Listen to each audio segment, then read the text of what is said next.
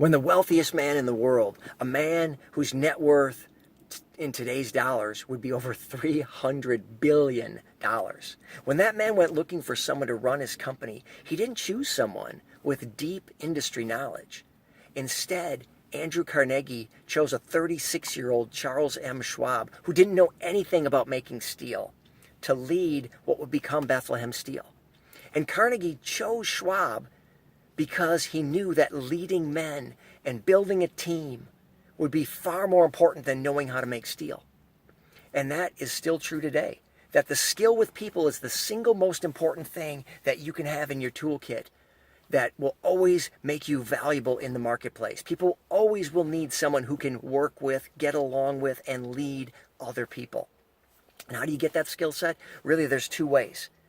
The first part of that is to understand psychology, why people do what they do, and what makes people tick.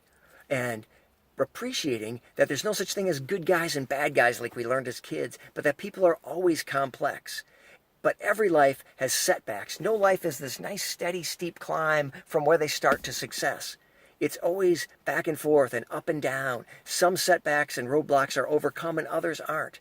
And by reading biographies of successful, famous people, you will come to appreciate human psychology and the human condition.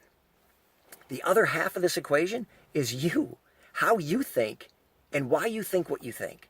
And the best way to get your head around that is to write it out. Putting your thoughts on paper is the best way to clarify your thinking.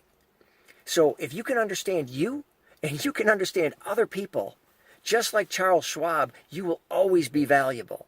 No matter what the market conditions, no matter what the economic times, you'll always be in demand. Reading and writing are the skills that last and the skills that retain their value always.